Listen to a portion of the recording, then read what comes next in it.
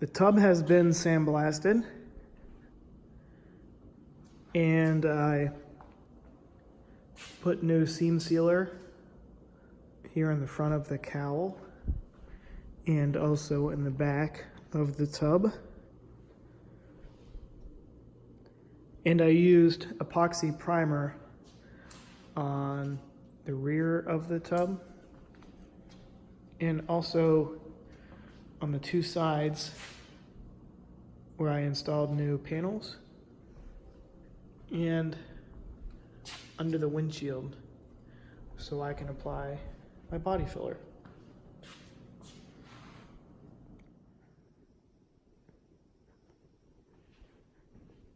I finished the majority of the body work and metal work with Bondo and epoxy paint underneath the Bondo. I just finished washing the tub with wax and grease remover. And now everything is as close as I can get it with a filler. The next step is the epoxy primer on the outside of the tub, and then 2K primer on top of that today. And I have the tub in 2K primer. I did 2 coats of epoxy in white and about 3 wet coats of the 2K gray primer.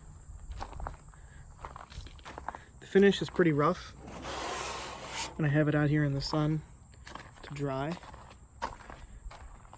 Here's a couple pencil marks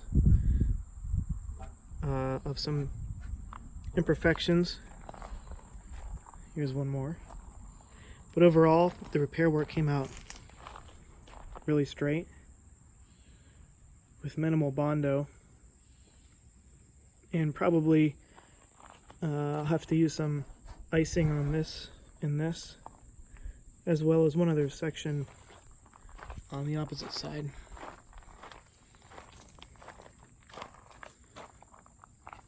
A couple low spots, but not bad.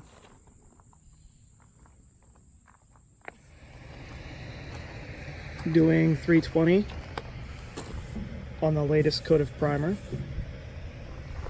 and I'll need to spray a couple spots where the bare metal showed up. I'll hit those real quick with some primer and then scuff everything down with 500.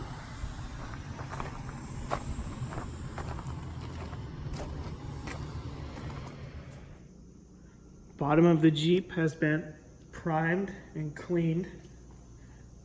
I primed it with epoxy primer last night, and now all the holes are full with paper, and I'm going to do all the edges with KBS blacktop paint and then spray UPOL Raptor Liner on that.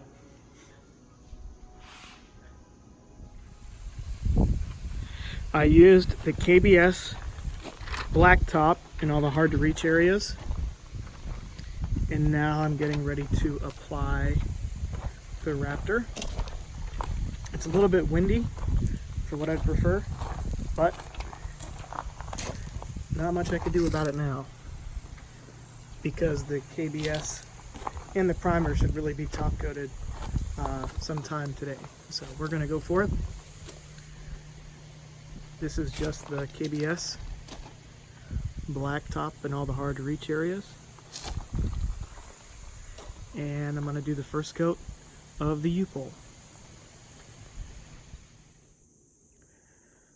I finished the bottom with UPOL Raptor Liner, and I like how it came out.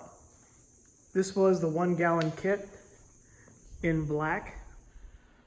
I'm ready to start the Raptor Liner inside the tub, and so far the inside and the outside of this tub was sandblasted, and now I put Omni epoxy primer on the inside of the tub. I didn't put it on too thick because most of the metal still had some paint left, and the spots where there was bare metal I made sure to cover with the primer. I didn't want to put the primer on too thick because I wanted to leave some of the texture from the sandblasting to help the Raptor bond mechanically, and the epoxy will help the Raptor bond chemically.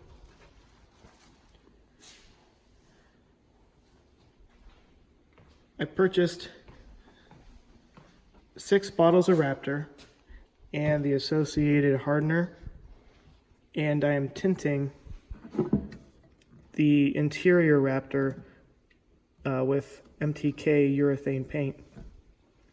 And according to the instructions, once the Raptor liner is mixed with hardener, which is activator, you can add 10% to the mixture to tint the color. And to start this project, I want to do all the edges underneath the rails first before I start spraying. After doing the bottom, I learned that you would save a lot of material doing this by hand first, so you're not wasting a lot of time with the material to try to cover it. So if I mix a small batch up to do underneath the rail and some of the harder to reach areas, I should have enough material to do this whole tub and hopefully the firewall as well. I think I might be stretching it, but I don't plan on putting it on too thick because I will be using a carpet on top of this. So really the Raptor is being used here more as a sealer than it is an actual bed liner.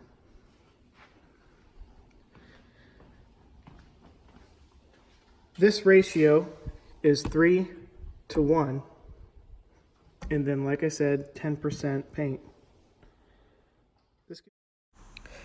I decided to do the edges like I said with a foam brush. However, the foam brush didn't work out well. I used just a cheap disposable bristle brush to get underneath the rails, and I'm glad I did. Just by dabbing the brush, I'm about able to get the same texture as the Raptor through the gun.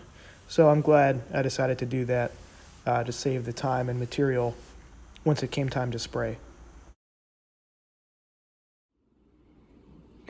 The 225 milliliters that I mixed was enough to do all the hard to reach areas, like underneath the rails of the tub, and all the corners where I knew it would be tough to spray. So now when I go to actually spray this, I won't have to use so much material to get to these hard to reach areas. I should be able to just focus on getting the big parts done and then just going over these quickly, I hope. The texture seems like it's going to be okay, and it looks like it'll match as long as I'm pretty uniform with the spray gun. One of the nice parts about spraying the Raptor liner is that you can get a really good even finish after just a few minutes of practice. And the inside of the tub went much better than the bottom, so if you decide to do something like this yourself, it's probably worth the time to at least practice for about 3 or 4 minutes to get the hang of it. But it's very straightforward.